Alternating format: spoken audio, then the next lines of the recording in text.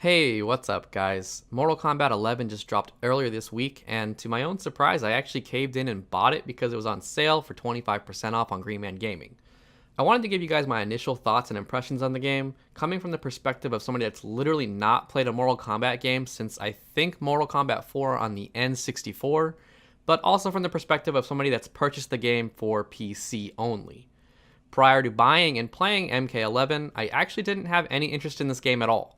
My local FGC scene was kind of pushing me to at least try it out and play it with them, so there was a small bit of pressure, but otherwise I was perfectly content just not playing it.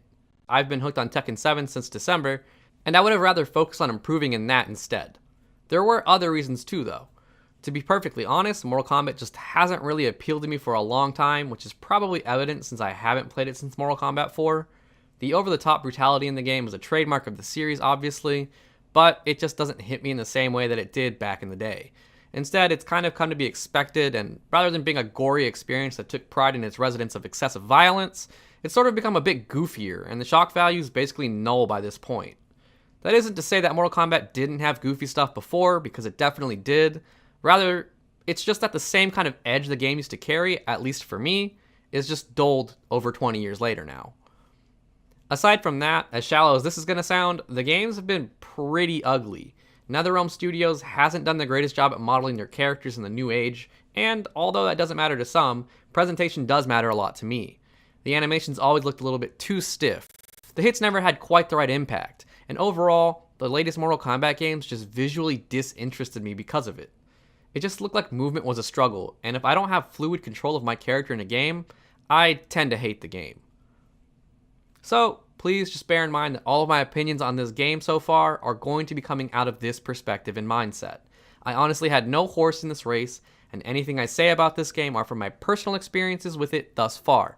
So, without further ado, let's jump into talking about what I think about MK11. Let me just start off by talking about how the game actually feels to play, since that was my biggest concern. As stiff and clunky as I thought the NRS games have always looked in the past, and I imagined how it would feel when you're actually playing it, MK11 actually feels pretty great right from the get-go. In fact, the only problem I initially had was that you couldn't run after holding forward from a dash. However, after thinking about it a little bit, you can't run in games like Street Fighter either. So once I locked it into my head that I should play it a little bit less like Tekken and a little bit more like Street Fighter, the movement immediately made more sense to me. The attacks all feel responsive, and while some attacks do still lack that feeling of impact that I was just talking about earlier, there are plenty of moves that feel satisfying to hit. The same applies to combo strings in the game. Some feel great to land, while others lack the weight behind them to actually match their effects in the game, such as when they launch an opponent into the air. One of my hesitations about playing this game were my concerns over crushing blows and fatal blows. As somebody that's only really ever spectated NRS games, it always seemed like the amount of lengthy cutscenes in the game interrupted the actual flow of the matches.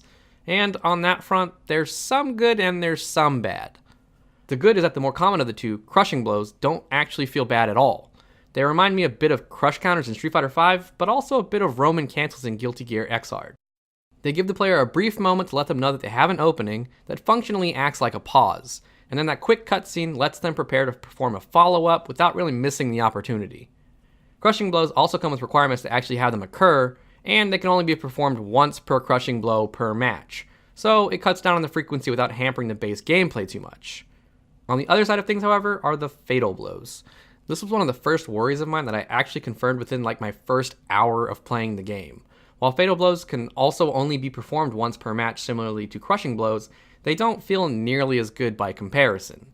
They feel like they last forever, and since every character only has one, there's absolutely no variation in the cutscene that you see as a result of landing one. You very quickly will get tired of having your entire match put on hold just to watch a fatal blow, and there's nothing that you can really do about it besides wait impatiently for them to finish. Unfortunately, these end up feeling like they do completely interrupt and break the flow of gameplay, and I don't really know of a solution NRS could provide to make them more tolerable other than to simply shorten them, as well as provide at least a couple of different ones per character. And even then, I don't know that it would alleviate how tiresome they'll eventually feel. Other games like Tekken have similar mechanics, but rage arts aren't nearly as common to see in a Tekken match, and most of them don't last nearly as long either. All of that said, there's a fluidity to the animations that doesn't always translate when you're only watching the game. but when you're actually pressing the buttons and seeing everything happen, it feels mostly satisfying. There are definitely a few exceptions like down threes for some characters, but otherwise I felt like every other attack I've seen in the game flows wonderfully. The fatal blows obviously do since they're handcrafted situations, but even just throwing out some strings looks a lot better in the game than I actually expected it to. All in all, the controls for the game definitely exceeded my expectations. Whereas I expected things to be janky and difficult, I actually instead found everything to be simple, reactive, and sensible. I haven't had any issues with input delay or anything of that nature either, so when it comes to the gameplay, I found it to be a fairly enjoyable experience all in all. There are a few odd exceptions to this, however, namely the get up, breakaway, and flawless blocking mechanics. For flawless blocking, I understand that it shouldn't be something that you can pull off all the time with ease. There's a difficulty to it in that you need great timing. However, and this might just be an issue with the PC and an incredibly slight delay, but the timing is insanely precise. It's to the point that the follow-up attacks to perfect blocking don't even seem like they're part of the game, and that flawless blocking itself might just be relegated to something that happens on occasion, but never with the pure intention of doing a counterattack right after. Again, this might just be some kind of weird issue on PC, and it might also just be because I'm crappy and new at the game, but I've never felt such a precise timing being needed for a game prior to this. The potential punishment for attempting to utilize a perfect block just seems like it will make it way too risky to use in general. As for the get up and breakaway mechanics, I'm just utterly confused as to some of the decisions they've made with these systems. Generally in fighting games, wake up mechanics are a way to give the player that's in a defensive position some kind of control over the situation. They're supposed to help give an avenue to alleviate pressure, and they're generally simple enough to understand and use. For whatever reason, MK11 opts to go with a slightly different take on things by adding in proper timing into the equation. So if you want to wake up with a forward roll, you have to wait to see your character stand up, then press the inputs to roll. You absolutely cannot spam it, and if you do, it just won't come out. This also applies to the breakaway mechanic. You can only do it for a short window right when you start to fall back down. These timing requirements just seem entirely unnecessary to me. Why add execution to these mechanics? I can only imagine having this come back to bite you during a tournament because you incorrectly timed your presses. And I honestly just don't see an upside to the timing requirement. I'm sure that these timings are fine with practice and that it will eventually not feel like such a big deal to me. But personally, I'd rather just have the inputs already be lenient and allow for players to mash them if they're already panicking about a situation. Alright, so I think I've been over all the gameplay stuff that I really wanted to touch on, but there's still so much more to talk about, so we're just going to move right on into the look of the game. I want to start this off by just giving some recognition to the amazing stages that are in MK11. These are some of the coolest and most interesting stages that I've seen in a fighting game in a long while. They really add to the flavor of the fights, and not just because of the various interactables on each of them. It makes me fairly jealous as a Tekken player to see awesome fights on a boat that's sailing across an ocean of blood, or inside of Kotal's Coliseum with jeering crowds and busted up carriages strewn everywhere. It's not something that affects the gameplay necessarily, but it impacts the overall presentation in a really positive way. At the top of this video, I said that I felt NRS had some serious issues with their modeling in their past releases. After spending some time in MK11 though, I think it's safe to say that maybe they've finally gotten a handle on things. Instead of seeing a character like Wonder Woman and thinking to myself, what awful paths in life did she endure to end up looking like that? I'm instead looking at characters like Sub-Zero and Katana, and I'm actually impressed by the amount of detail in their faces. Not only do they look great, but they also look like faces that you could potentially see in real life. They aren't outrageously pretty, but they also don't look like aliens pretending to be humans like some of NRS's past models. Faces aside, all of the characters' physiques look pretty fantastic too. With the exception of Katana's Hank Hill booty situation, I think most every character seems pretty well done. Honestly, my biggest problem with the models is that some of the iconic cast members are just in boring zombie skins with dull tones that don't really pop in the same way that the rest of the game does. Obviously, that is an issue that can be remedied with the customization of skins and equipment. The only problem with that, though, is that the customization system is fairly bogged down in a bunch of nonsense currently. I'll get into that later when I delve more into the crypt stuff, but for now, let's just stick to talking about the costumes and equipment options. There's a pretty wide variety of items to gather for different looks, and customizing your character to make it specifically to your liking seems fairly doable with the sheer amount of items already in the game. Between 3 separate customizable parts for each character on top of their skins, I would think it's pretty easy to make a particular look that's fairly unique. I imagine that new items can also be added in the future with patches, so that's a great system to keep players coming back potentially down the line. Moving away from the visuals, let's talk about some of the actual content that's in the game. One of the things that I always heard about when it came to NRS games was how fleshed out they made their story modes. I wouldn't say it was called the golden standard of what fighting games should be, but I've definitely heard that it was closer to something that all other fighting games should be aiming for. So, one of the first things that I did after I bought the game was to jump into the story mode. If you care about spoilers and you haven't completed the story mode yet, now is the time to stop the video because I'm going to be talking about it. I'll be honest, even after watching all of the cutscenes and paying attention to the dialogue, I didn't really understand much of what was going on. There were some smaller individual character stories intertwined with a much larger picture, and those smaller stories were clearer than whatever the hell the overarching plot was. All that I know for sure is that Kronika was messing with timelines, and I think it's because she wanted to bring back Shinnok, but she also wanted to make a robot army. I'm not really sure why she wanted to do that other than for some fan service to show off Cyrix and Sector, who, oddly enough, aren't even playable characters in the game. Admittedly, their movesets did look unfinished, and they felt unfinished, but they also aren't on the leaked list of DLC characters for Season 1 either. Anyway, Kronika is trying to reset time to revive Shinnok, but by the end of the story we learn that Kronika has already reset the timeline several times over to perfect her plan, which still isn't really that clear. She wanted to kill Liu Kang to make sure that he and Raiden didn't overpower her together, but then she just proceeds to tie him up instead of killing him, and then she has his alternate timeline self kill him, but then Raiden somehow combines himself with the new alternate timeline Liu Kang, and that revives current timeline Liu Kang, and all 3 of them combine somehow to become Fire God Liu Kang. Anyway, all that's for nothing because Kronika actually does reset time again, but this time she completely resets history to the beginning of time, and I'm really unsure why she did that if all she wanted to do was save Shinnok. Anyway, somehow Fire God Liu Kang is immune to time being reset, even though Raiden apparently wasn't beforehand, so I don't know how exactly he got that power either, but whatever. He beats up Kronika, and then the story kind of just ends. It just ends. It ends on a note that just has Liu Kang with either Raiden or Katana by his side, and then having to somehow shape the new era, whatever that means.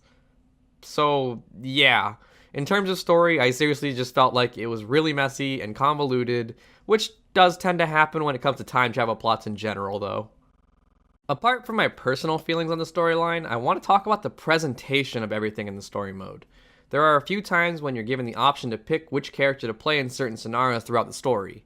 Those were small touches, but they definitely added a little bit of player input into the mode, and while it ultimately doesn't affect the storylines in any way, which should probably be expected while you're playing through a canonical story to the game, but the option still felt nice to have. There are also some really nice cinematic elements throughout the mode too, and I think that overall this was probably the most enjoyable experience I've had doing a story mode in any fighting game really. I think that I would stand by what others have told me. It's not perfect, but it's a hell of a lot better than what the typical fighting game story modes have been in the past. Unfortunately, I don't think that I would say the same thing about classic tower stories. Whereas a ton of work obviously went into detailing out the scenes of the story mode, the classic tower character-specific endings feel really lacking in comparison.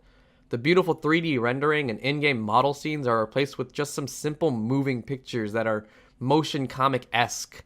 It's definitely some gorgeous art, but when you have it side by side with those awesome scenes in the story mode, the classic tower endings just don't feel nearly as good. I don't really feel like delving into all the details on that, but in general, I also feel like the character-specific endings just aren't all that satisfying either. Generally, they're kind of simple and they feel uninspired. Some even feel like bizarre betrayals of decades of canonical history. I just didn't really feel like it was a rewarding experience when all was said and done. And since we're on the topic of experiences that don't feel fulfilling and rewarding, it's probably about time to address the elephant in the room, the crypt, and all the other modes that surround it as well. This topic has honestly already received so much discussion and attention, and NRS has already responded to it, but I still can't help but give my impressions and opinions on it anyway. I'm not going to talk about the shadiness of the whole ordeal or anything like that. I just want to give my opinion on the general feeling of progression throughout these modes. So, if you don't already know somehow, the crypt is a gigantic explorable area full of chests that contain loot. In order to open these chests, though, you need currencies. Most of the chests will require anywhere from about 1,500 coins all the way up to like 15,000 coins. In its current state, this amount of coins in comparison to how much you earn is extremely skewed, but NRS has already announced plans to patch this on all platforms within the next week. The other chests inside of the crypt will require you to spend hearts, which is a currency that's almost solely gained from performing fatalities or brutalities. And some of those chests cost 250 hearts apiece. So I really hope that you guys enjoy watching fatalities, because each fatality currently only gives 1 heart. There might be some augments that you can equip on gear that give you more, but I have not managed to find any yet myself. Why haven't I found any yet? Well, that's probably because the crypt is essentially random. According to NRS, the loot inside of the chests is not random. It's predetermined, and there are chests of a specific grouping of items for every single player. The only random part is where those chests are spawned. NRS constantly referred to it as a customized player experience, but personally, I find that to be a very deceitful PR spin. Saying that it's customized implies that it's tailored to players in some way, which it most definitely isn't. It's simply random. There aren't more boxes early on full of Kotal Khan items because he's who I play the most. In fact, all of the boxes that I've opened thus far have given me items for characters that I have no interest in at all. So to call it a customized experience is really sneaky, and I'm just going to refer to it as random because that's what it is. If it wasn't random and you could get every single item by opening every single chest, as NRS claims, then I'm really going to need an explanation as to why you can even reset the crypt so that all of the chests can be opened again with different loot in all of them. On top of that, the random placement of most chests makes it so that the previous community aspect of spreading information on what items were in what spot is almost entirely gone, save for the few chests that are shared between everybody. I just feel like that was always one of the things that I found really cool about the Mortal Kombat games that I hadn't been playing. It created a feeling of community by having players combine their efforts in a way that felt natural, even though it was somewhat guided, and that was just something that I respected about these games prior to MK11. So to have it gone kind of just sucks. Alright, let's keep moving. So you open chests in the crypt with currency. You get items. But a large majority of those items that you're going to open are going to be junk items, such as icons and other random things similar to that. There are even crafting recipes and individual crafting parts that will clog up the chests and make the whole experience feel that much worse. One of the other items you can get, though, are consumables, which are supposed to be used within the Towers of Time.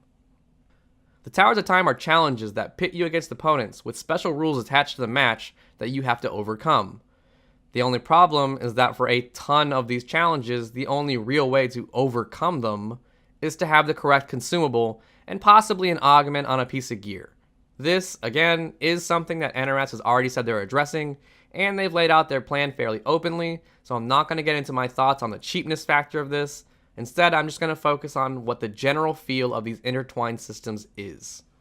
So, you have to get currencies to open chests in the crypt so that you can get consumables to defeat the Towers of Time to get currencies that you need to open the chests in the crypt. And it just circles back and forth this way forever.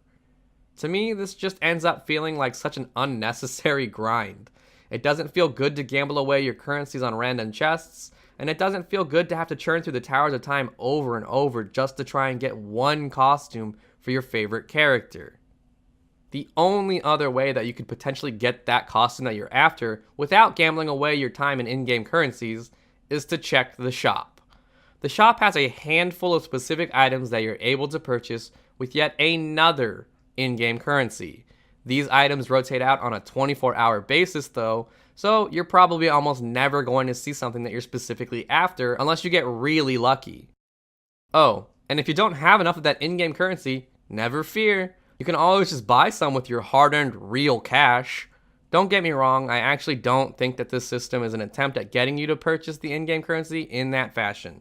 It's simply too easy to get in-game, and the sales are almost guaranteed to have nothing that you're looking for, so I just don't see it being an incentive to spend more money on the game.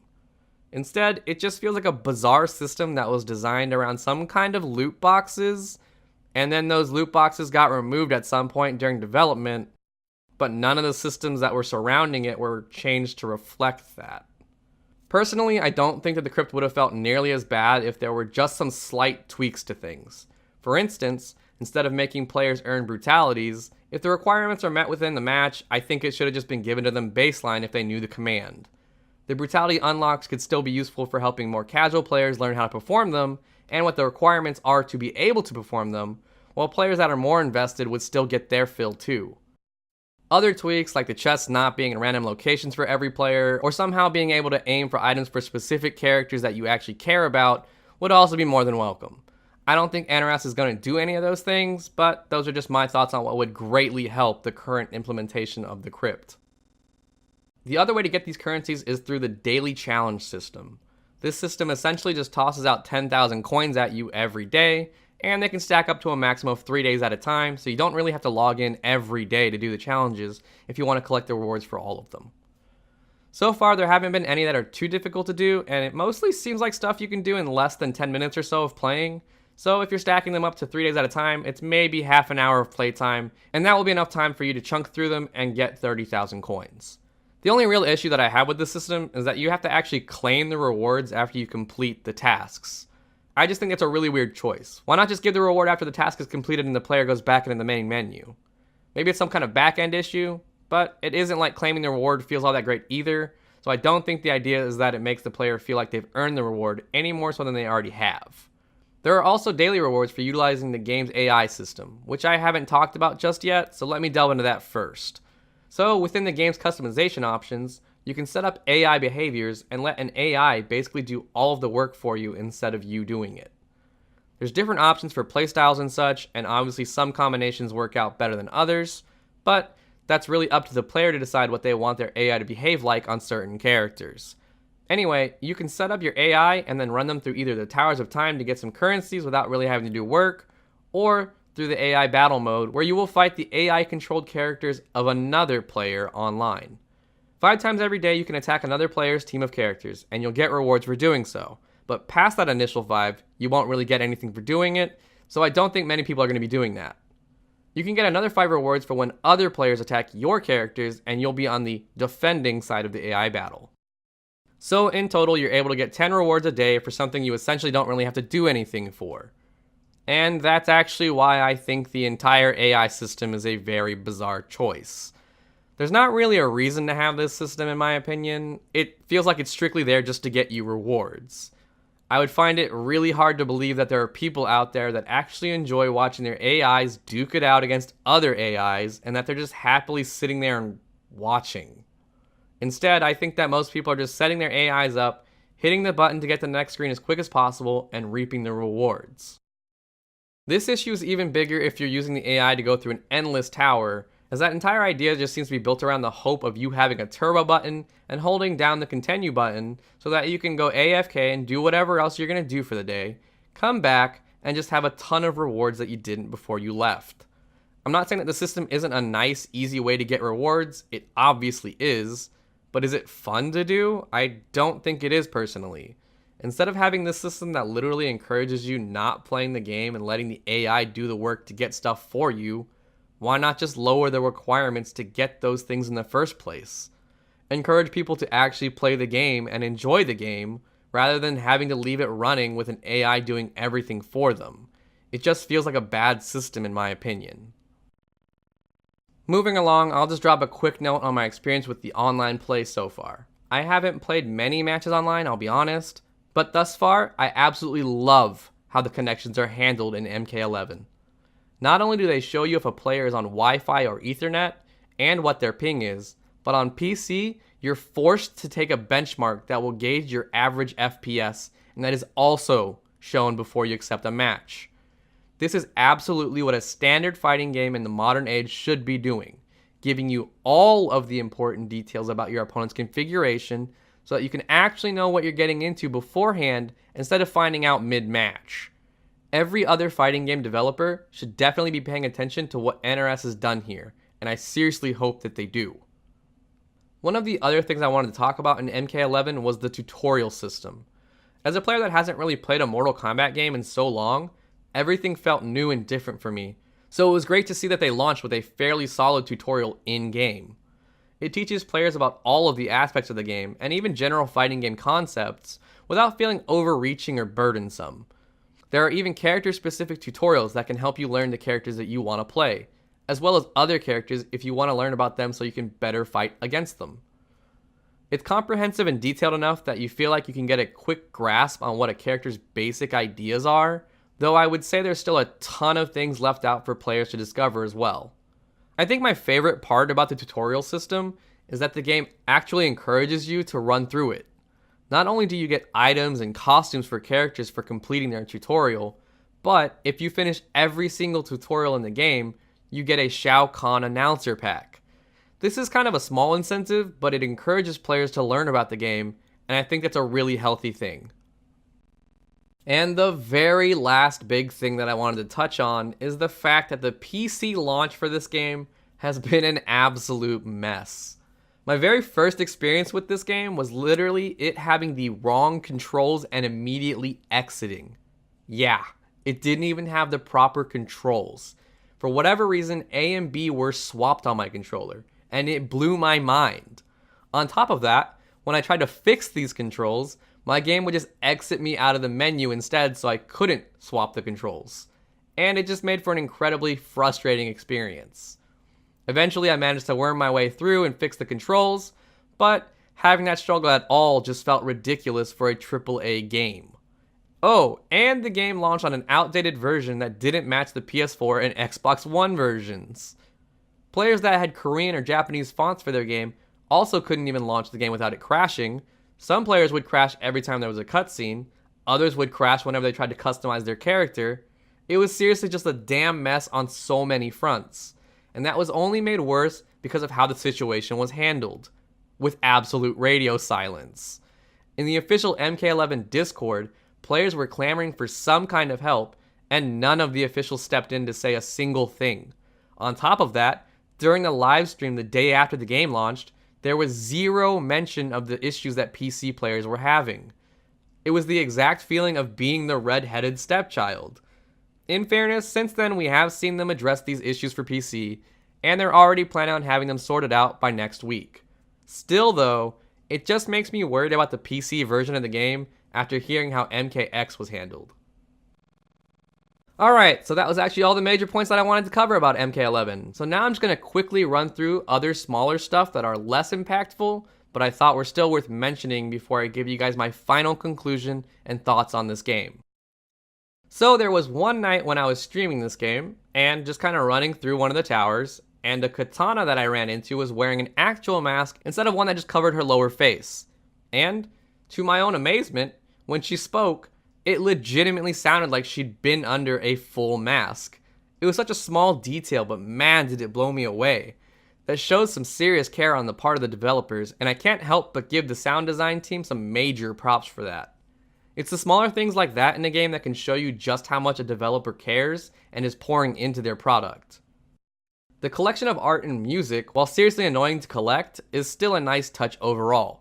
I think that having the ability to sift through some of the work that went in leading up to the product that you're playing is really cool, and I've always wondered why games don't do this more often.